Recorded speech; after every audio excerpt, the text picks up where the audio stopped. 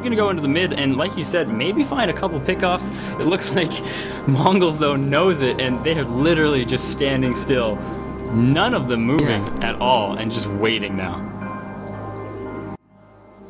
Eileen, right, might run into a very tiny bit of a problem with just the attack range on the gyro as well as the bait. Sure, you have the flat cannon, you can enfeeble. Come to think about it, it's actually a pretty strong tri-lane. Panthers, I wonder how they're gonna react to this gyrocopter pick. Oh, so it's gonna be a Crystal Maiden. It's all the mana regen they need and the sustainability for the Naga Siren as well. Yeah, a moment's notice. And it won't be the easiest game for Naga Siren to constantly split push to get into that late game that he really needs. But let's get into who is playing who. Ooh, a baby Roshan. Not too bad at all. Looks like over on this MONGOLZ team, we've got Nelly playing the Bane, been supporting all day long. Masquerade as that Beastmaster. Sanke gonna be going as the Puck. Storm as the Nyx Assassin. And Paxa gonna be this Gyrocopter. However, on the Panthers, gonna be seeing Senior Hydra taking this Invoker down to the bot lane. We actually saw, I'm pretty sure this was him another time, even a couple times ago. Yesterday? Oh my god, by yesterday I mean last game. What am I doing? It's been a very early morning, folks. Looks like we got TJ going as the TA, and Chris as this Mirana. Kipo gonna be the Naga Siren, but supporting, not gonna be a carry, it doesn't look like. And with Shiny going as that Crystal Maiden. 30 seconds. Wow. I actually have to give MONGOLZ a slight upper hand in this tri-lane scenario, but it all comes down to the positioning of individual heroes. When you turn on the flat cannon, Crystal Maiden is just gonna have to retreat, starting out with 473. Guaranteed to be seen, and they know it doesn't matter though, because Naga Siren's song is being used. Actually, right in the middle of it, gets one call down, immediately melts. Necronomicon though, right out on it. Looks like Masquerade using his ult right onto TJ. Oh, Kipo's still alive. Looks like we have Coil on 2. Not too sure if it's going to be panning out perfectly for them. Nelly taking quite a bit of damage. Brain Sap just enough to live through it, but now will fall guaranteed. Looks like they are looking for a Crystal Maiden. Storm can't find him. Finally does get a hit. Looks like we had a buyback coming out of Paxa just to get back into the fray. Almost falling immediately. Once again, Arrow Flies isn't quite enough. Senior Hydra though, he really wants to live for 5 more, 4 more, 3 more. 2 more seconds, 1 more second, and then he can Ghost Walk, not quite in time, barely can't get out of there, and now will indeed fall. Mirana still hiding in the wings, can't really do too much, throws out an arrow, will land on Paxa, does indeed! Oh my god, the luck on this Mirana, absolutely terrific, and finds a kill for his troubles, and now that's actually enough to stop them from wanting to take Roshan. They just don't feel safe there anymore. Now, they're holding up what they need to do to help Paxa get what he needs. Looks like we're gonna have engagement. So sorry to cut you off. Senior Hydra finds him in there. Finds everybody pretty much. Not quite a Beastmaster, and that is not too bad. Throws a huge arrow, lands right onto Nelly. He is pretty much out of this fight, guaranteed. Senior Hydra, though, way too far forward. And of course, the Necros revealing everybody a little bit too much for their liking. I thought for sure Nelly was dead. Actually survived way longer than I thought he would. Does finally fall. Crystal Maiden melting as well. Looks like TJ just sticking to Paxa like glue. Can't eat or can't live through it all. This courier so incredibly oh, he must be terrified right now running around with that bag in his mouth. Although it looks like now Sanke blocking up Kipo a little bit, doesn't really matter. Masquerade all over him, doesn't quite have the means to kill him himself, but so many people just chasing after Kipo. This missile will eventually get to him. Yes, 4, 3, 2, 1, and boom. No chance of this one, and finally does indeed melt. If he uses Arcane Boots slightly earlier and pop the mirror image, he might have just... Now with Naga Siren, they're gonna start taking the road. Naga Siren being down, big arrow flies, doesn't really matter, there is no follow, just a deterrent, trying to stop this road from falling incredibly quickly. And without Naga Siren, I mean, I don't know if they can really contest this. Obviously, you do have an Invoker, Ghost walking around. A big EMP tornado would be absolutely massive. Looks like they're going to be able to find a Storm for their troubles, but that is not quite the same That's a team wipe and a Roche would have big arrow flies. Actually lands on the Roche to their advantage. Does indeed go to the way of the Dire. Now Nelly in the perfect spot to make sure that TJ does not clean up in this fight. Nice little coil, but only on one, sadly. Senior Hydra now in a heap of trouble. Crystal Maiden all he can do is run away right now. Looks like we got a nice little multi-kill, double kill going the way of Masquerade there. And I mean, what can Shiny do? He doesn't even have a TP. All he has is a Force Staff. And if he can maybe live through this a little bit, he can Tranquil Boots run and guaranteed just gonna die here. Maybe he wants to feed himself to the tower. It doesn't really matter though. And now, after all of these, be very careful. Not quite. Masquerade though, nice stun on to this Hydra right away. Fiend Script, Nelly right in the background, making sure that TJ's not gonna wait. Big tornado on all of them except Paxa. And now running after whoever he can possibly find. Sanke does find the Kipo, guaranteeing him his death. And now I was gonna say Shiny now getting caught out as well. So I mean, you do get a stack, but you lose everything else. Murana pushing on this top 3. Pushing on this top tier 2 right now, throwing out an arrow, seeing if he can't maybe follow. And with that, the Mongols trying very diligently to continue up this push, but they need to be getting out of here. And it looks like Nelly way too far in the base. Not too sure what they can do. Kipo, though, has popped that Naga Siren song, Masquerade, Necronomicon, not for a little while longer, and Nelly actually just out of range of that to make sure they could guarantee his death. Masquerade does get a stun on the Kipo, but he is not getting out of this one alive. Not at all. They do get a tier 1 for the troubles up top, and they got that tier 3, so not too bad. So, I mean, the Mongols pushing very nicely, getting what they can. And Mito are there now. Oh, and you have reconnected.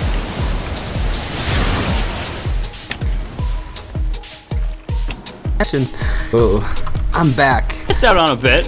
Storm is being incredibly ballsy, just hanging out right in the middle of these heroes, trying to make sure that they don't actually hero kills. But now with the Necro Books just being a nuisance, they're gonna be able to push down this tier 2. It's gonna be interesting. Kipo, he's ready to cast Song of the Siren. Oh, just standing in the front lines.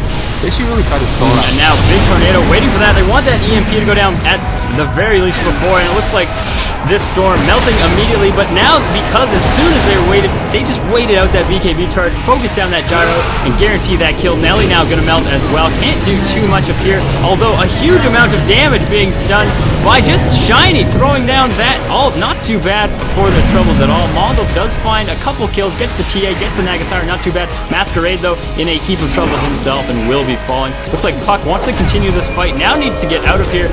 Nice little phase shift there. Should be able to blink out whenever he can, and this TP can't quite get out of there fast enough.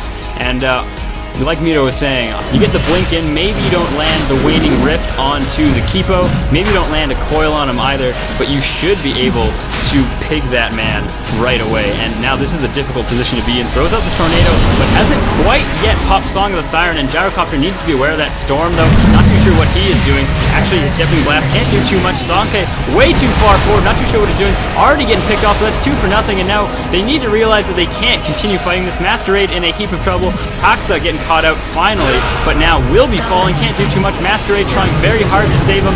Nelly cannot save his buddy Masquerade, and now a pretty bad Roche attempt coming out of the Mongols. And who has buyback? I can tell you that Puck does not, and actually nobody on the Mongols has it, so this is going to be a free Roche for the Panthers. And not only that, I mean, with 60 seconds still down on pretty much, I should say 50 seconds on the 3 in here, trying to see what he can do, and they actually haven't quite taken this this tower yet. Not too sure why they're spending pretty much any time on Nelly. He is getting a Fiend Script down. He's obviously going to sacrifice himself here. An EMP being used, but of course that won't be up once the big heroes come down. Storm is trying to see whatever he can do. He's got a blink. He might be able to get a stun on a few and delay this, and that's indeed what he does. Only gets TJ, however. Can't get any more, and it looks like 1 lane of Rax is down, but not too much more coming out of this push, so not the end of the world by any means. But Mongols now, they have a pretty steep hill to climb.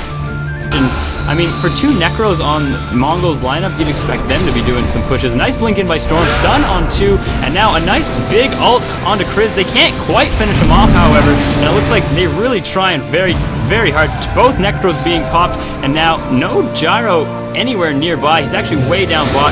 Now actually TPing in, has his BKB still up and running if he wants to. Now finally uses it with TA. How much damage are you doing, TJ? No crit quite yet, and now this Gyro still doing a huge amount of work. Masquerade is here, does not quite have another ult available. One big hit on the Paxa, not quite finishing him off at the moment. Now it looks like Storm blinking and seeing whatever he can possibly do. Beastmaster, though, chasing down this Crystal Maiden, doing pretty nice for himself. And actually, it looks like Mongols have defended this nicely. Now Masquerade, all he needs to do is hide in the trees, see if he can't make anything happen. Gets a nice blink out once again. Kipo in a heap of trouble. Storm finishing him off. Can TJ kill too? Not if he gets stunned like that, he can't.